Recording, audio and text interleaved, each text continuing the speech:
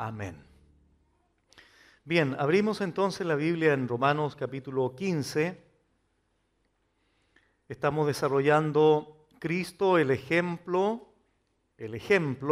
con mayúscula podríamos decir, para los fuertes y débiles. Esta es la segunda parte y en la enseñanza anterior iniciamos en el versículo 1 del capítulo 15. Hoy día vamos a continuar hasta el versículo 13, si Dios lo permite. Y vamos a conectar la idea con el versículo 5 y recordar, hermanos, que aquí Pablo ya está prácticamente concluyendo todo lo que ha venido señalando desde el capítulo 14 en adelante. Menciona de manera muy clara a los fuertes, y los fuertes tienen una responsabilidad que es soportar, que es sobrellevar, que es cargar las flaquezas de los débiles en la fe. Esa es la responsabilidad que tienen los hombres y mujeres maduros de una iglesia local. Porque se supone que producto de su madurez son los más indicados para llevar y para ayudar. Eso es obvio. Entonces Pablo les dice eso y que no se deben agradar a ellos mismos, sino que cada uno debe agradar a su prójimo en lo que es bueno, y lo bueno allí es la edificación. Y lo que hace Pablo en estos primeros versículos del 15 es poner como ejemplo al Señor. Por eso él dice, porque ni aun Cristo se agradó a sí mismo. Antes bien, como está escrito, Pablo recurre a la escritura del Antiguo Testamento y él dice que los vituperios de los que te vituperaban cayeron sobre mí. Porque las cosas que se escribieron antes, Antiguo Testamento, para nuestra enseñanza se escribieron a fin de que por la paciencia y la consolación de las Escrituras tengamos esperanza. Entonces el creyente, hermanos, cuya mente está saturada con las Escrituras y cuya mente está sumergida en la palabra de Dios, encontrará todo tipo de aliento para preservar y permanecer fiel a Dios, aún ante las circunstancias más difíciles de la vida. ¿Cuál es el resultado? De acuerdo al versículo 4 al final, para que tengamos esperanza. Por medio de las Escrituras, Dios usa las Escrituras para animarnos a confiar en Él, a perseverar durante las más grandes dificultades, como dije, con esa gran expectativa, con esa gran esperanza, porque esa espera del creyente se vuelve tan real y firme, porque Dios es el que la sustenta en nosotros. La esperanza del creyente no es un sentimiento que vamos a ver si se cumple o no. La espera del creyente no es una posibilidad, no es algo ambiguo, es algo real. ¿Por qué? Porque la fuente que es Dios de la esperanza es real, es verdadero. Por eso se vuelve una esperanza genuina, real. No sujeta a condiciones circunstanciales, porque Dios no cambia. Y como Dios es la fuente de la esperanza, y la fuente de la esperanza me dice que está vigente esa esperanza, y es una esperanza real, y es una esperanza genuina, entonces yo me abrazo de aquello. Pero porque el Dios verdadero es el que promete esa esperanza y fortalece esa esperanza. Y ahí Pablo entra al versículo 5, pero el Dios de la paciencia y de la consolación antes dijo que la Escritura era lo que producía paciencia y consolación. Ahora dice, el Dios de la paciencia y de la consolación os dé entre vosotros un mismo sentir según Cristo Jesús. Antes de retomar con esa expresión del verso 5 al final, quiero comentar una cita de Juan Calvino. Él dijo esto, cito, ciertamente solo Dios es el autor de la paciencia y de la consolación, pues por medio de su Espíritu hace correr en nuestros corazones una y otra. Sin embargo, para hacer tal cosa, emplea su palabra como instrumento. En efecto, el apóstol nos dice que en ella está la verdadera paciencia y el verdadero consuelo, porque ella inspira y siembra en nuestros corazones su doctrina. Fin de la cita. Entonces, en el versículo 5, hermanos, ¿qué sigue diciendo Pablo? Que ese Dios de la paciencia y de la consolación os dé entre vosotros, hermanos fuertes y débiles. ¿Qué cosa nos dé? Un mismo sentir, según, y eso es muy importante esa frase, según Cristo Jesús. 6, para que unánimes a una voz glorifiquéis al Dios, etcétera, etcétera.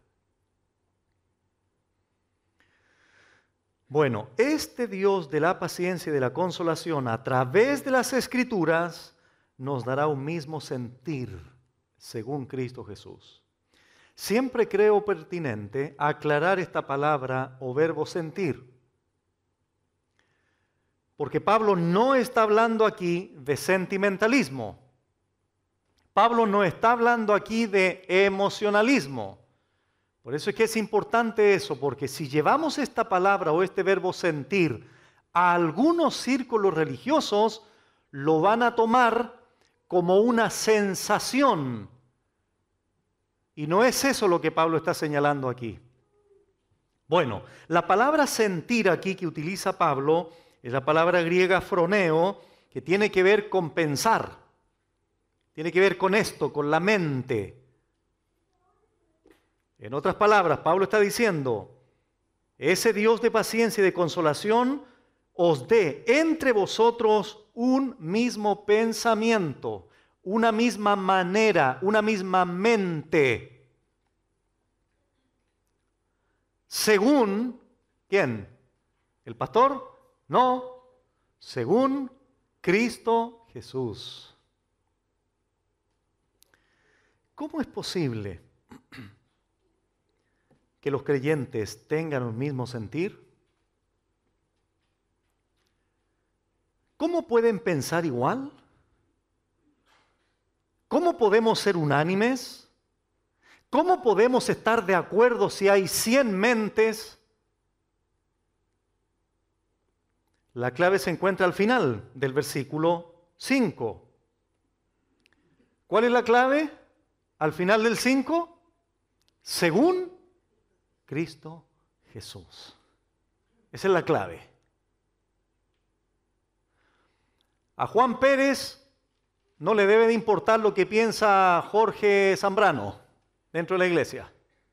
A ambos le debe de importar lo que piensa Cristo, lo que dice su palabra. Y tanto Juan como Jorge se tienen que someter al pensamiento de Cristo. Eso es lo que Pablo está diciendo aquí. Y les he dicho, hermanos, y lo vuelvo a repetir, y esto lo digo con mucho respeto y con mucho cuidado, a ustedes no les debe de importar lo que yo pienso. Y a mí tampoco me debe importar lo que piensan ustedes. A nosotros nos debe de importar lo que piensa Cristo. ¿Y dónde Cristo expresa su pensamiento? En su palabra. Él es nuestro modelo autoritativo. Dios quiere darnos un mismo pensamiento, una misma mente, pero esto lo hará según Cristo. Esto lo hará según las Escrituras, de acuerdo a su voluntad, de acuerdo a su propio ejemplo. Anteriormente Pablo ya lo había dicho en el 12:16, unánimes entre vosotros, no altivos sino asociándonos con los humildes, no seáis sabios en vuestra propia opinión. Pero miren ahora en 2 Corintios, hermanos, vamos allí brevemente. 2 Corintios 13, versículo 11, dice así: por lo demás, hermanos, tened gozo Curiosamente, Pablo a los romanos ya había hablado del Dios de gozo también. Perfeccionaos, consolaos, sed de un mismo froneo, pensamiento, mente, con una misma capacidad de deducir, de inferir, de concluir cosas sobre la base de una doctrina, de un principio doctrinal, que es la mente de Cristo. Y vivid en paz. También Pablo lo ha hablado en Romanos 15. Y el Dios de paz y de amor. Anteriormente le llamó el Dios de paz, el Dios de paciencia. Ahora el Dios de amor, el Dios de paz, estará con vosotros. Y en Filipenses, un poquito más adelante, Filipenses 3:16, miren qué interesante pasaje. Filipenses 3:16, pero en aquello a que hemos llegado, sigamos todos nosotros, incluido Pablo y la iglesia en Filipos, una misma regla. Sigamos todos una misma regla. No solo eso, sintamos una misma cosa. ¿Significa esto que a todos nosotros nos tiene que gustar el color de esta pared? No. Eso sería absurdo, ¿verdad? Esperar que todos ustedes les encante este color. Sí, pastor, qué lindo color. Todos decimos amén. No, porque a lo mejor a los de acá no les interesa este color, no les gusta este color, pero lo tienen que aceptar. Bueno, porque hay que poner algún color, ¿verdad? No es a eso lo que se refiere Pablo. Pablo eleva esto a otro tipo de cosas que todos tenemos que pensar lo mismo, tener una misma mente. Ahora, surgió un problema entre dos hermanas. Eso sucedía aquí nomás, aquí no ha pasado eso nunca. Aquí pasó un problema con Evodia y Síntique.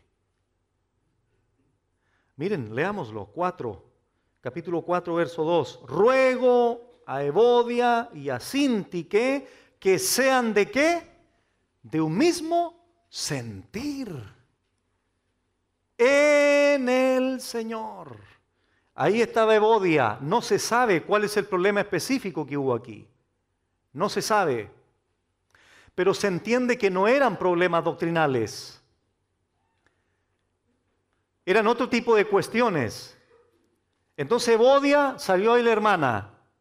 Yo pienso esto y yo voy a hacerlo así, y este es mi pensamiento, y yo... Síntique, por otro lado, no, estás equivocada, hermana. Esto, así hay que hacerlo, qué sé yo. Vengan para acá las dos. Pablo dice eso. Les voy a hacer un ruego a Evodia, a ti Evodia y a ti Síntique. Piense lo mismo, tengan una mente, las dos. En el Señor. Ahí se acaba el problema. Entonces, ¿qué tenía que hacer Síntique? Dejo a un lado mi berrinche, dejo a un lado mi infantilismo, dejo a un lado mi inmadurez y comienzo ahora a someter mi forma de pensar, mi mente, mi pensamiento al Señor. Y se acaba el problema. Lo mismo Evodia. 3. Asimismo te ruego también a ti, compañero fiel, que ayudes a estas. ¿Quiénes son estas? Evodia y Síntique, las que habían entrado en un conflicto aquí, que combatieron juntamente conmigo en el Evangelio, con Clemente también y los demás colaboradores míos, cuyos nombres están en el libro de la vida. Tener un mismo sentir, un mismo pensamiento, es lo que Pablo está diciendo en Romanos 15. Hermanos, miren, algunos ejemplos prácticos, y esto nos ayuda a comprender esto bíblico. Cuando se trata de medidas lineales, un metro, por ejemplo, tiene que haber un estándar, ¿verdad? Tiene que haber un patrón, tiene que haber una pauta. ¿Cuánto mide un metro? ¿Cómo podemos llegar a un acuerdo en cuanto al largo de un metro? Cada uno de nosotros podría tener una propia opinión. para seguir con la misma palabra de Pablo. Yo siento, pastor, que el metro mide 110. Viene otro, no, para mí el metro mide 90 centímetros. Y ahí aparece la hermana, no, 1,5 metros para mí es 150 centímetros, pastor. Hay una norma establecida. El metro son 100 centímetros. Ninguno de nosotros puede comenzar a inventar. Imagínate, vas a construir una casa y contratas a 5 maestros distintos. Uno llega con un metro que mide 120 centímetros. A otro le parece que mide 90. ¿Cómo va a quedar la casa? ¿Cómo va a quedar el mueble? Mal, ¿verdad?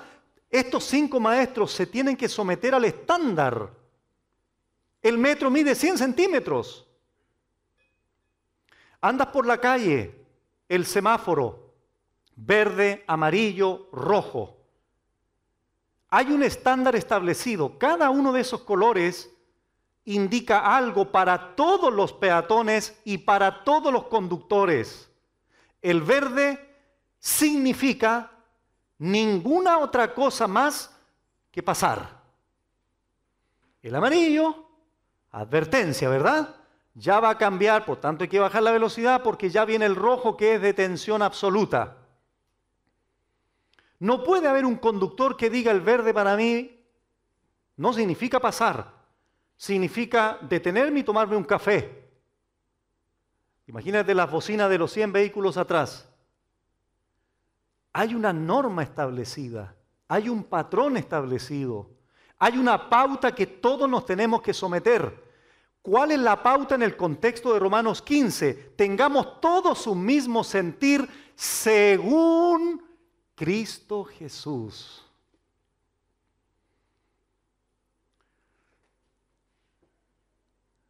Entonces, cuando se trata de cómo deben pensar los creyentes, el modelo es Jesucristo. Si hemos de ser de un mismo sentir, de una misma mente, de un mismo parecer, de un mismo pensamiento, entonces tenemos que tener su sentir. Nuestro pensamiento debe estar en línea con su pensamiento. Y su pensamiento está revelado en la palabra de Dios. Si yo voy a estar de acuerdo contigo, tenemos que ambos estar de acuerdo con Cristo, porque a Cristo no le interesa que nosotros dos estemos de acuerdo, pero si Él está en desacuerdo con nuestro acuerdo. Porque aquí lo que debe de regir el pensamiento autoritativo, normativo para la iglesia, es lo que piensa Él. Y a ese pensamiento nos debemos someter todos, sin berrinches, sin infantilismos, sin quejas, sin murmuraciones, porque Él es el Señor de la iglesia. Él es el que manda cómo se hacen las cosas en la iglesia.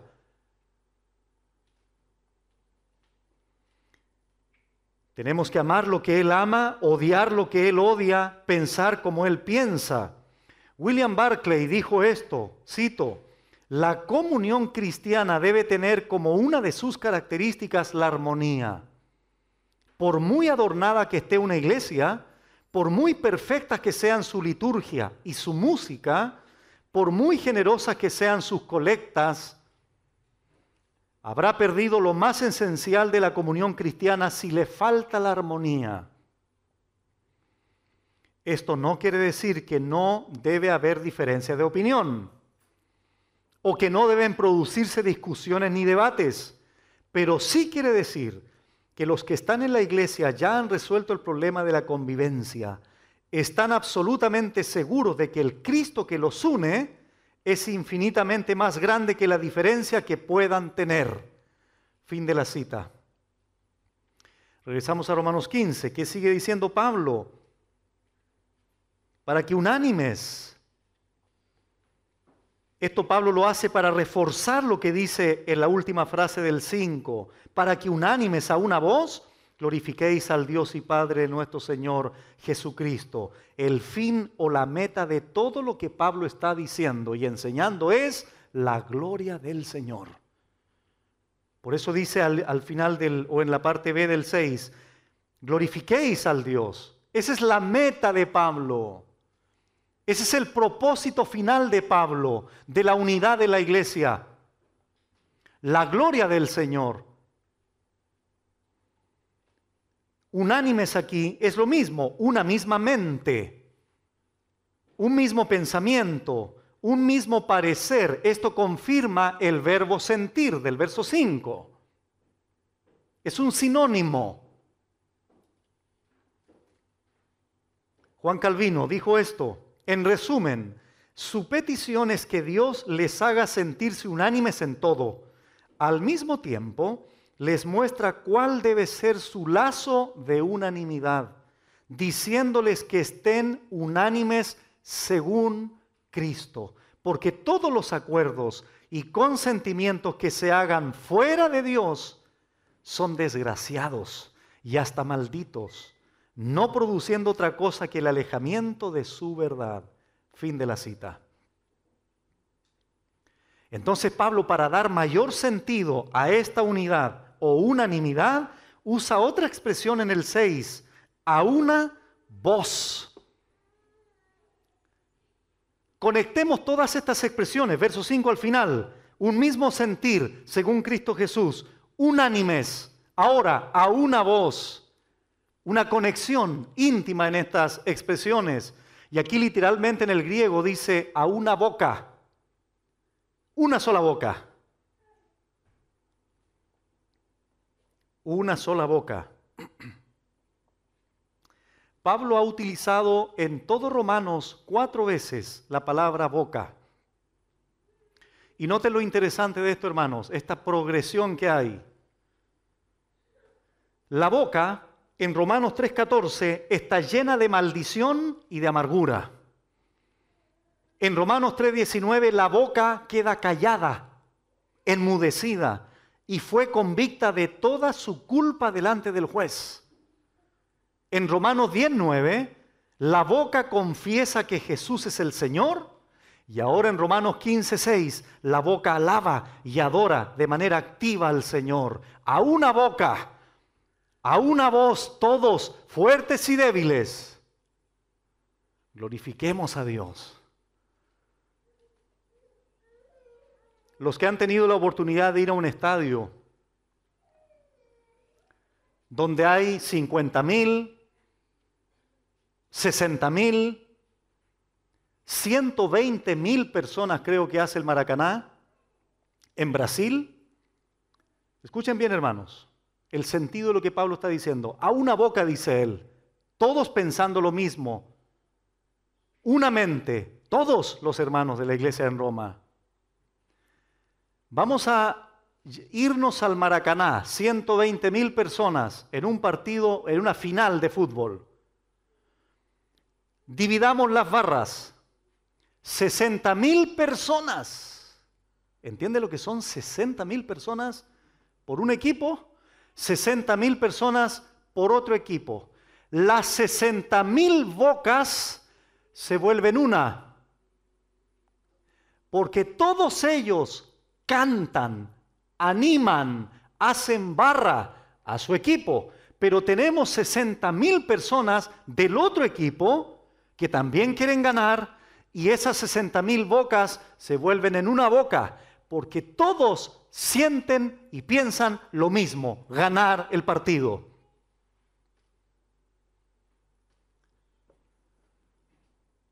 Barclay nuevamente comenta esto: la comunión cristiana debe tener como una de sus características la alabanza. Una prueba certera para conocer a una persona es preguntar, escuchen, atención, si el principal registro de su voz es la queja descontenta o la jubilosa acción de gracias. Fin de la cita.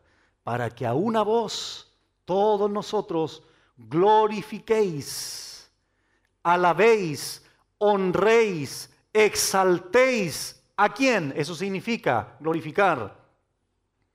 Al Dios, dice Pablo en el verso 6, y Padre de nuestro Señor Jesucristo. Aunque somos muchos, hemos de ser como uno.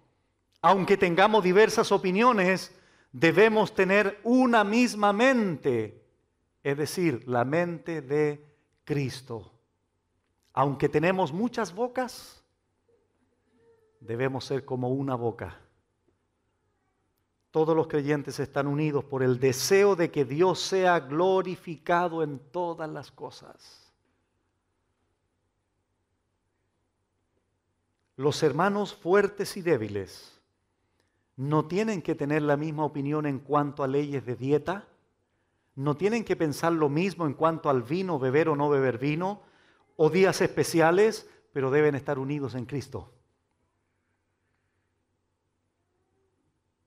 Ustedes ya saben, lo hemos enseñado. Si un creyente en Roma decidía comer solo vegetales, bien por él, pero no puede criticar al otro que quiere comer carne. Ni el que come carne tampoco debe criticar al que come solo verduras. En ese sentido están unidos, no se persiguen, no se juzgan, no se menosprecian, aunque ambos piensen diferente en cuanto a la comida. Pero hay algo más elevado, mantener la unidad a pesar de sus preferencias, para que glorifiquéis entonces al Dios y Padre de nuestro Señor Jesucristo. Pablo con esta expresión está subrayando la deidad de Jesús, quien no es un hijo por adopción como lo somos nosotros. Él es el unigénito del Padre, único en su clase. Por tanto, 7, por tanto, se introduce una nueva conclusión consecuente con toda la enseñanza dada desde el 14.1 hasta el 15.6. Por tanto, recibíos, Pablo sigue diciendo en el 7, los unos a los otros, como también Cristo. Ahí está en honor al título de estas dos partes. ¿Cuál es el título del sermón? Cristo, el ejemplo para fuertes y débiles. ¿Qué hace Pablo aquí? Recíbanse los unos a los otros, como también Cristo nos recibió, para gloria de Dios. Nuevamente Pablo dice o reitera el mandamiento del 14.1, pero aquí lo abre mucho más. ¿Por qué digo que lo abre mucho más? Porque utiliza la expresión unos a otros. Recibíos los unos a los otros. Dense la bienvenida, acéptense, acójanse. Ese es el sentido del verbo. Los unos a los otros, tanto fuertes a los débiles como débiles a los fuertes, unos a otros. ¿Cómo debemos? La gran pregunta que surge, ¿cómo debemos recibirnos? El texto lo responde, como también Cristo nos recibió. Propósito, para gloria de Dios, reforzando el verso 6, glorifiquéis al Dios y Padre. Aquí nuevamente está el ejemplo por excelencia de lo que Pablo está exhortando. El respaldo teológico para sentar la disposición a recibirnos, como también es como si Pablo dijera, tal como Cristo nos recibió, o de la misma manera que Cristo nos recibió. Vamos a Efesios 4, por favor. Efesios capítulo 4, versículo 32. Efesios 4, 32, hasta el 5:2 leemos. Dice así, Pablo hablando, antes sed benignos unos con otros. Nuevamente la expresión de inclusión, de involucrar o de involucramiento de todos los creyentes. Sed benignos, misericordiosos, perdonándoos unos a otros como Dios también. Misma expresión. ¿Qué está haciendo Pablo ahora en la iglesia en Éfeso? Está poniendo como ejemplo aquí lo que Dios hizo con ellos. Misma expresión del 15:7 que leímos. Como Dios también os perdonó a vosotros en Cristo. Sed pues 5:1. Imitadores de Dios, como hijos amados, y andad en amor, como también Cristo. Otra vez. Como también Cristo, como también Cristo, como también Dios. Bueno, ¿a quién más podríamos recurrir como ejemplo? a Él. Y se entregó a sí mismo por nosotros, ofrenda y sacrificio a Dios en olor fragante. Ahora bien, hermanos, vuelvo a leer el pasaje. Recibíos los unos a los otros como también Cristo nos recibió. Te hago la siguiente pregunta, hermano y hermana. ¿Cuántas condiciones te puso el Señor para aceptarte? Ninguna. El Señor dice, ven a mí, cree en mí, desde luego, por tanto, arrepiéntete de tus pecados.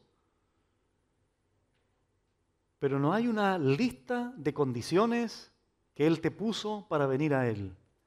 Él te aceptó, Él te abrazó, Él te acogió, Él te perdonó con toda tu inmundicia, con todos tus pecados. Y estoy hablando antes de ser convertido, por si acaso. Pero más sorprendente aún, después de haberse convertido, ¿seguimos pecando? Ok. ¿Te pone alguna condición el Señor para volver a venir a Él y volver a recibirte? Ninguna. Puedes venir con todos tus harapos diarios, puedes venir con todas tus mentiras, con tus fornicaciones, puedes venir con todos tus engaños que has tenido en el día. ¿Y qué te dice el Señor? Bueno, Adiel, mira, tercera vez ya, son las 4 de la tarde. Me pediste perdón en la mañana, ahora son las 2 de la tarde, también pecaste otra vez, ahora 4, tercera vez que me pides perdón. ¿Utiliza ese lenguaje el Señor para volverme a recibir? No. Él me perdona una y otra vez, una y otra vez, una y otra vez, una y otra vez. ¿Y por qué somos tan testarudos? ¿Por qué somos tan porfiados? ¿Por qué somos tan pecadores todavía después de convertidos? Y Él aún así es paciente, nos recibe, venimos a Él pidiéndole perdón, confesando nuestros pecados. Porque dentro de la esfera de la gracia, la última vez que tú pecaste para el Señor es la primera. Esa es la abundante e inexplicable gracia de Dios. Por eso Pablo aquí le dice, a ver, hermanitos fuertes, hermanitos débiles, ustedes están juzgando y no se quieren recibir porque uno deja de comer carne y Cristo te recibió a ti con toda tu miserable condición de pecado, con todos tus harapos, con todas tus injusticias. Antes de ser salvo, Él te recibió en su gracia. Y ahora continúas pecando una y otra vez. Y abogado lo tenemos a Él delante del Padre para perdonarnos. Y nos vuelve a aceptar, y nos vuelve a aceptar, incluida su disciplina muchas veces, para que aprendamos a participar de su santidad, como dice Hebreos 12. Pero a pesar de todo eso, aunque incluya la disciplina, me recibe una y otra vez. Eso Pablo lo está diciendo para que no condiciones el recibimiento de tu hermano. Lo debes recibir. Como también Cristo nos recibió. ¿Tu hermano te tiene cansado? ¿Te ha hecho una? ¿Te ha hecho dos? ¿Te ha hecho tres? Preguntémosle al Señor, a ver, Señor, ¿estás cansado tú ¿tendrías tú, Señor, la facultad de sentirte cansado de Juan Pérez? Uy, Adiel, si yo te contara cómo vive Juan Pérez. Por supuesto, yo hace rato ya debía haberlo rechazado en mi presencia porque es un hijo desobediente. Tendría razones de sobra el Señor para todos nosotros rechazarnos porque no le servimos como debemos servirle, no le obedecemos como debemos obedecerle y Él nos recibe. Aquellos que vuelven a Él en fe y arrepentimiento y en confesión de sus pecados. Por tanto, recíbanse unos a otros, como también Cristo nos recibió. Debo amar a otros tal como Cristo me amó. Debo perdonar a otros como Cristo me perdonó. Debo soportar a otros como Cristo me soporta. Debo recibir a otros como Cristo me recibe.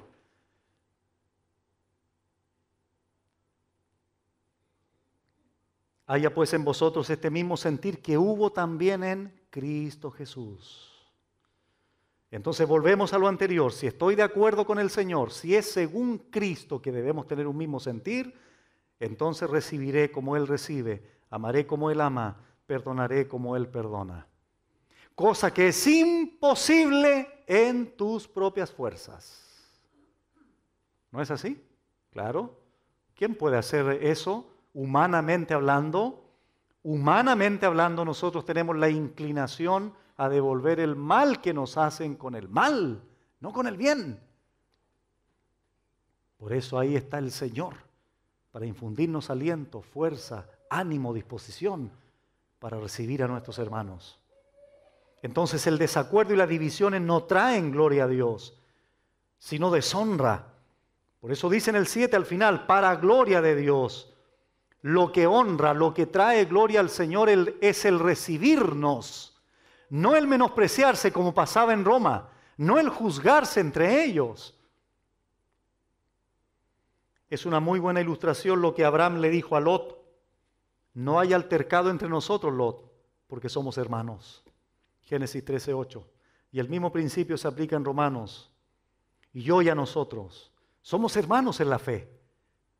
Independientemente de que unos sean fuertes o más maduros y otros débiles, somos hermanos, por tanto debemos recibirnos, porque somos la familia de la fe. Y esto glorifica al Señor, esto agrada al Señor, esto bendice al Señor, esto alegra el corazón de Dios. La desunión, la división contrista al Espíritu Santo, que es lo que mueve finalmente a la iglesia, como lo vamos a ver al final. A continuación, Romanos 15:8, Pablo sigue argumentando y amplía mucho más lo que Cristo hizo. Pues os digo, dice, que Cristo Jesús vino a ser siervo de la circuncisión para mostrar la verdad de Dios, para confirmar las promesas hechas a los padres y para que los gentiles glorifiquen a Dios por su misericordia. Pablo ya deja de hablar ahora de los fuertes y débiles y utiliza la clasificación que ya había usado anteriormente, que son judíos y gentiles. Porque dentro de esos judíos y gentiles, que era la iglesia en Roma, había fuertes y había débiles. Entonces, en primer lugar, Pablo dice, Cristo vino a ser siervo de la circuncisión. ¿Con qué propósito? Para mostrar la verdad de Dios y para confirmar las promesas hechas a los padres. Y en segundo lugar, para que los gentiles glorifiquen a Dios por su misericordia, como dice el versículo 9. Entonces, ¿cómo inicia Pablo el 8? Pues os digo, en el texto griego esto es una declaración, es decir, quiere dar a entender que va a expresar una verdad teológica, va a hacer una afirmación teológica. ¿Cuál es esa? Que Cristo vino a ser siervo de la circuncisión, es decir, siervo del pueblo judío, el pueblo del pacto de Dios. Vino a ser siervo. De hecho, Cristo lo dijo también, yo entre vosotros soy como el que sirve. Lucas 22:27. Y la palabra siervo aquí que utiliza Pablo es diácono. Imagínate si un diácono de la iglesia preguntara dónde está el ejemplo de vida para ellos. Aquí se utiliza el diácono, el siervo para los judíos, pero también lo fue para los gentiles. Aunque era amo y dueño de todo, también era siervo de la circuncisión, siervo de los judíos. Cristo dijo, no soy enviado sino a las ovejas perdidas de la casa de Israel. Mateo 15:24. Juan 1:11 dijo, a los suyos vino y los suyos no le recibieron. Primariamente Cristo vino a los judíos. Esto no significa que Él haya ignorado a los gentiles como individuos, porque ministró también a algunos de ellos, pero Israel era su principal interés. Por eso Pablo sigue diciendo, para mostrar la verdad de Dios, confirmando o para confirmar las promesas hechas a los padres. Entonces el ministerio del Señor, el servicio del Señor a los judíos fue a causa de la verdad de Dios para confirmar las promesas hechas a los padres o a los patriarcas, Abraham, Isaac, Jacob y al pueblo de Israel como tal. Las promesas de Dios son absolutamente fidedignas. ¿Tienes alguna duda de eso tú, hermano, hoy día? Cuando Dios te promete algo, ¿no lo ha cumplido? Bueno, para Israel lo cumplió y lo seguirá cumpliendo. Cristo confirmó este hecho. Dios prometió a su pueblo un Mesías, siendo el cumplimiento de esta promesa. Confirmó la promesa y demostró cuán leal y fiel a su palabra es Dios. Dios prometió salvación a su pueblo y la veracidad de eso se cumplió en Cristo, cuando Dios envió a su Hijo, el Salvador. Dios es fiel a su palabra, fiel a sus promesas. Y en Cristo podemos ver el cumplimiento de aquello en virtud o en función de su pueblo Israel. Porque vino a ser siervo de la circuncisión, de los judíos. Pero no solo habla de esto Pablo, sino también de los gentiles. En el verso 9. ¿Y para qué? Un conector. Suma lo anterior. Para que los gentiles glorifiquen a Dios por su misericordia. Añade otro elemento diferente a los judíos. Pablo utiliza para los judíos promesas, verdad, pero para los gentiles utiliza otra palabra, misericordia.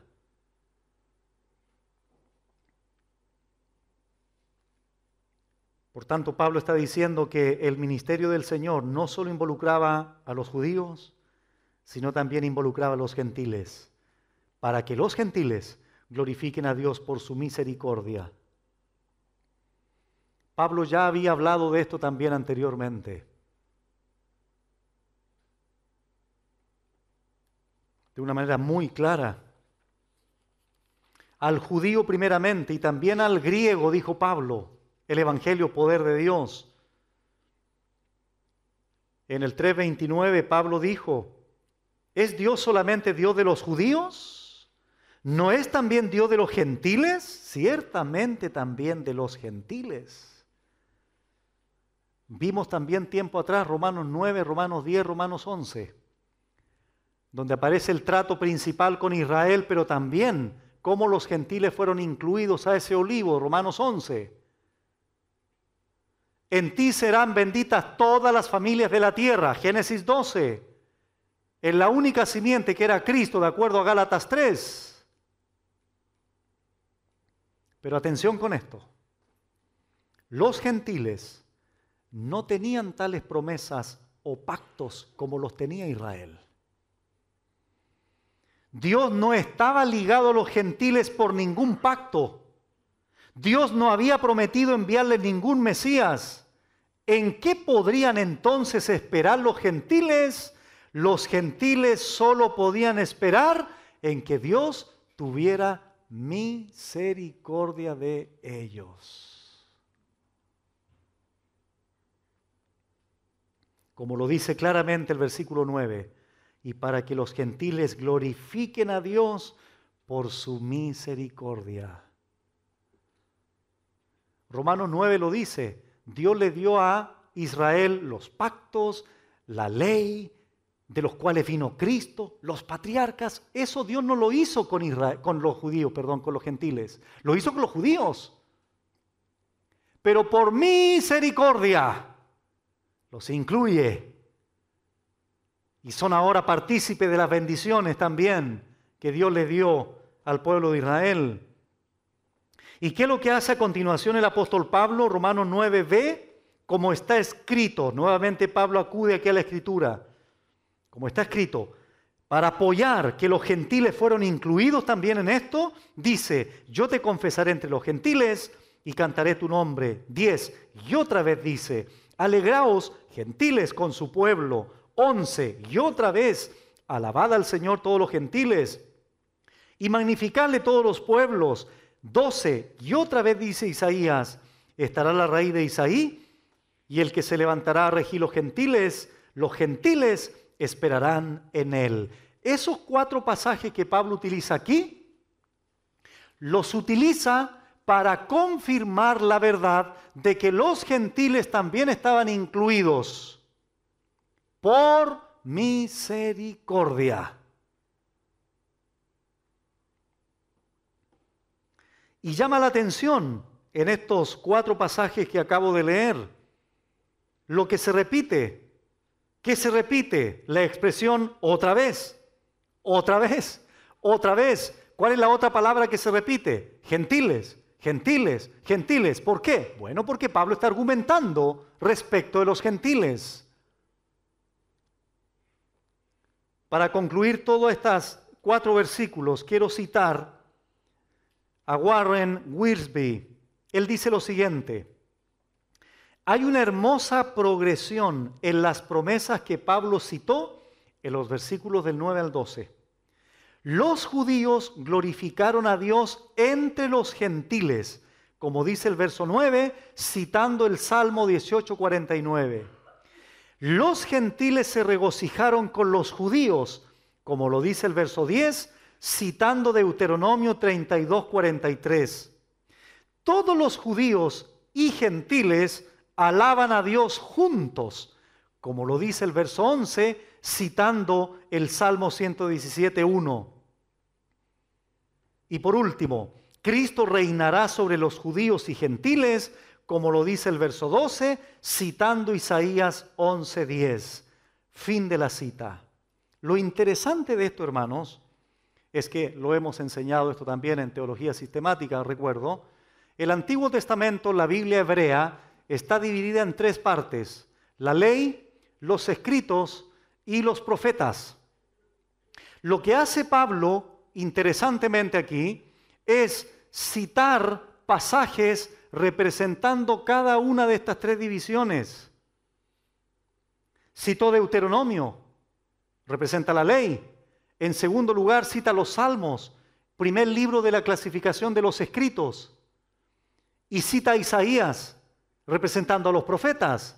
Entonces ahí está resumida toda la ley, el Antiguo Testamento, como argumento escritural de Pablo para la inclusión, para la salvación, para la integración de los gentiles a este propósito salvífico de nuestro buen Dios, que no solo tenía un pacto con Israel, sino que tuvo también misericordia de los gentiles.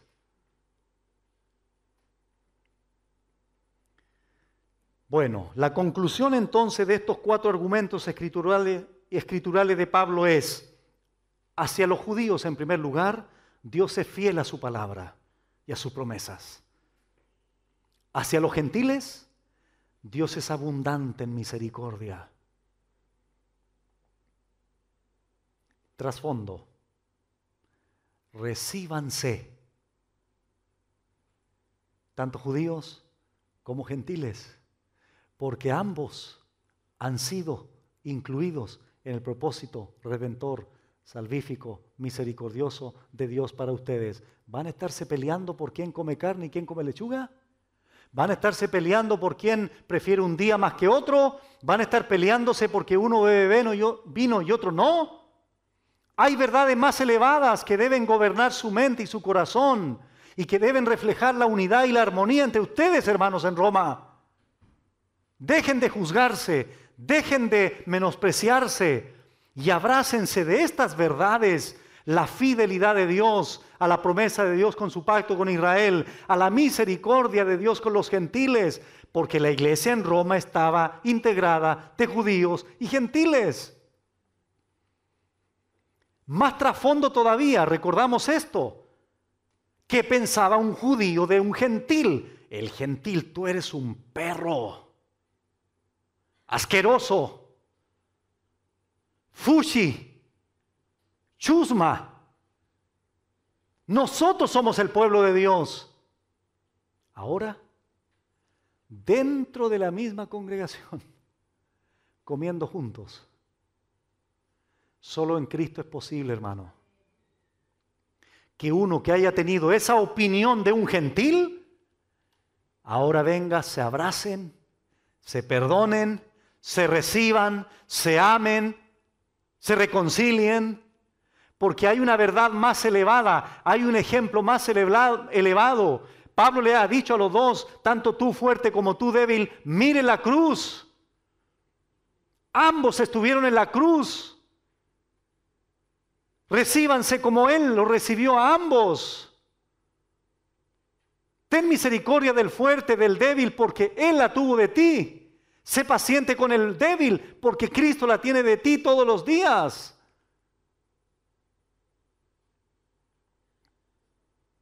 Pablo termina diciendo en el verso 13, y el Dios de esperanza os llene de todo gozo y paz en el creer, para que abundéis en esperanza por el poder del Espíritu Santo.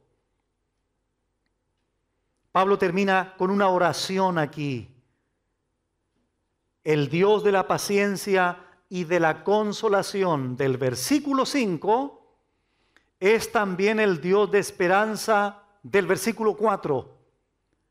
Él es la fuente de mi esperanza. Mi esperanza viene de Él. Como dijo el salmista, alma mía, en Dios solamente reposa, porque de Él es mi esperanza. El Dios de la paciencia y de la consolación también es el Dios de esperanza. Y también es el Dios de gozo y de paz. Y también es el Dios que provee fe. Porque todo esto es en el creer, dice el texto, verso 13.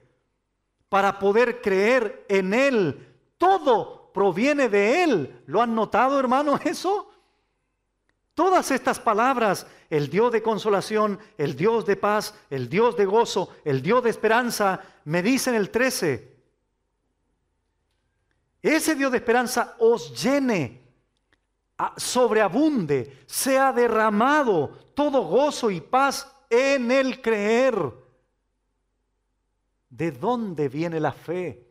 ¿De dónde viene la capacidad para creer y confiar en Dios? Desde el inicio de la salvación viene del cielo, viene de Él. Pero debemos seguir confiando en Él.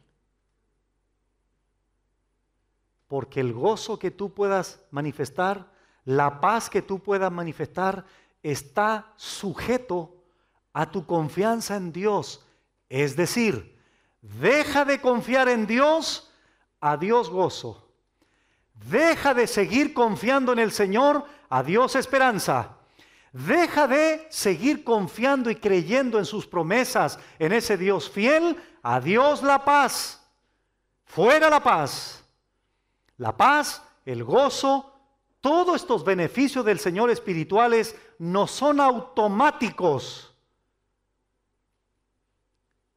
Están subordinados a mi confianza, a mi dependencia, a mi perseverancia en el Señor. Pero es que, pastor, estoy viviendo tantas cosas. Pero es que, pastor, me está pasando esto. Pero es que, pastor, usted no sabe, estoy con depresión, estoy angustiado, estoy confundido. Mi hijo, mi esposo, mi esposa, el trabajo. Debemos seguir confiando en Él, para que ese gozo sobreabundante, para que esa paz que sobrepasa todo entendimiento, sea efectiva en la medida que el creyente confíe y crea en Él. Para que abundéis en esperanza. El para que abundéis está después del creer, después del confiar. Y todo esto se lleva a cabo Todo esto lo hace realidad en nosotros su glorioso y poderoso Espíritu Santo. Por eso el texto dice, por el poder del Espíritu Santo. ¿Qué haríamos sin la presencia del Espíritu Santo en nuestras vidas? Nada. Nada. El Señor lo dijo de otra forma, en otro contexto. Separados de mí, Juan 15, no un poco, nada podéis hacer. No un porcentaje, nada podéis hacer. El Espíritu Santo, la tercera persona de la deidad, hace realidad en la dinámica de la iglesia, en la experimentación de la iglesia, en el gozo de la iglesia, en la paz de la iglesia, en la armonía de la iglesia, en el guardar la unidad de la iglesia. El Espíritu Santo es el que hace realidad en nosotros. Por eso Pablo utiliza esa preposición instrumental, por el poder del Espíritu Santo. Se lleva a cabo todo lo anterior. Pero cuando el creyente fuerte o el judío o el gentil critica, menosprecia, desune, divide al débil, el Espíritu Santo lo contristamos, lo ofendemos, le causamos dolor, como dice Efesios 4. No contristéis al Espíritu Santo con el cual fuisteis sellados.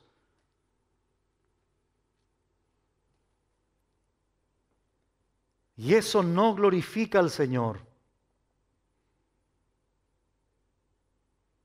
Y aun cuando pecamos, el Espíritu Santo continúa hasta el fin,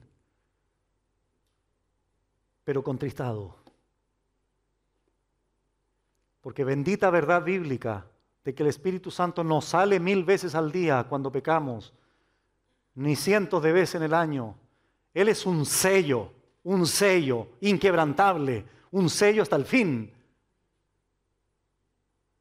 pero contristado.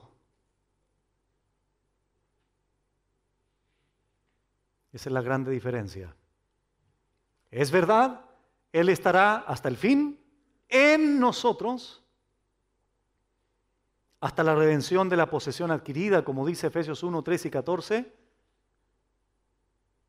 Pero otra cosa muy distinta es que ese Espíritu Santo que nunca saldrá de nosotros, aunque pequemos, va a estar en nosotros ofendido, contristado, adolorido por nuestros pecados, por nuestra desunión, por nuestra falta de armonía, por nuestra falta de unidad, por el exceso de crítica, por el menosprecio que tanto fuertes tenían por los débiles y que débiles manifestaban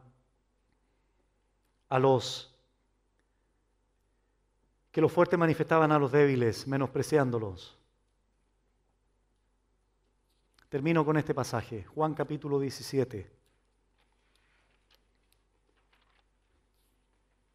Esta es la oración del Señor al Padre, que indudablemente Él quiere que sea una realidad en nosotros. Pablo ha exhortado a los fuertes y débiles a no juzgarse, a no menospreciarse, a recibirse. Y una de las cosas que Pablo ha hecho es presentar al Señor Jesucristo como el ejemplo. Así estos hermanos guardarían la unidad, conservarían el amor, el gozo, la paz, la armonía, la edificación entre ellos. El Señor dijo esto en Juan 17, 20 al 23. Mas no ruego solamente por estos, sus discípulos directos, sino también por los que han de creer en mí por la palabra de ellos. 21. Para que todos sean uno. Traslademos esto al contexto de Romanos 15. Para que todos los fuertes, para que todos los débiles, para que todos los gentiles, para que todos los judíos sean uno. unanimidad, un mismo pensamiento, un mismo sentir, una misma mente, mucho más elevado que cuestiones secundarias de preferencia, sin importancia alguna. Comida, bebida, días, para que todos sean uno. Como tú, otra vez el ejemplo, como tú, oh Padre, en mí y yo en ti, que también ellos sean uno en nosotros, para que el mundo crea que tú me enviaste. Paréntesis, un pequeño ejemplo. Un hermano de acá, esto es una ilustración, un ejemplo por si acaso.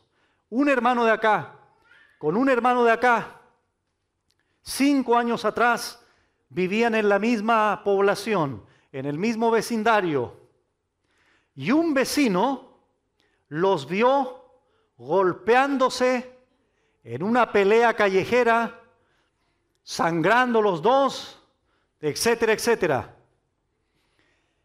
El siguiente domingo ese vecino llega aquí. Llega y al final del culto, a esos dos que vio golpearse hace tiempo atrás, dejándose con sangre en la cara, todos quebrados, etcétera, ahora los ve al final del culto. ¿Cómo estás, hermano? Bien, ¿y tu hermano? Todavía me sigue doliendo el que me diste hace 5 años. No, no va a decir eso. Ven para acá, hermano mío, ¿cómo has estado? ¿Te parece si tomamos oncecita a la tarde? Yo, como vecino que observé ese ejemplo de 5 años atrás, ¿qué impacto más grande puede ser eso? A ver. ¿Puede haber un testimonio más fuerte del poder del Evangelio transformando a esos dos peleadores, ahora abrazándose, tomando once juntos, expresando el amor del Evangelio del Señor en sus propias vidas? Cristo, ¿qué está diciendo aquí? Para que el mundo crea que tú me enviaste. ¿Qué impacto más potente sería ese? Yo en ellos y tú en mí, para que sean perfectos en unidad, que es lo que Pablo quiere que se guarde en Romanos 15. Para que el mundo conozca que tú me enviaste y que los has amado a ellos como también a mí me has amado. Oramos. Padre bendito, muchas gracias por tu palabra. Esperamos, Señor, en ti que todas estas verdades hayan sido clarificadas y que podamos tener una aplicación correcta, adecuada de todas estas cuestiones cuando se den. Cosas de menor importancia, cosas de comida, cosas de bebida, de días y otras tantas cosas que hoy día en el siglo XXI se dan en algunas iglesias. Ayúdanos a tener una mente elevada, Señor, a hacer prevalecer cosas que realmente valen la pena y no cuestiones sin importancia.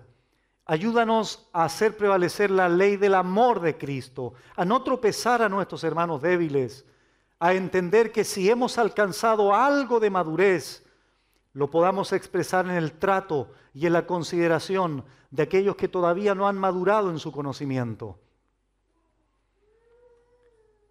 Porque bueno es no comer carne, dice Pablo. La carne no es pecado en sí, pero si eso es tropezadero para tu hermano débil, entonces ya no andas conforme a la ley del amor. Danos sabiduría, Señor, para aplicar sabia y atinadamente todas estas verdades escriturales. Y sólo así se logrará el objetivo que Pablo señaló también, para que así podamos glorificar a Dios, al Dios y Padre de nuestro Señor Jesucristo.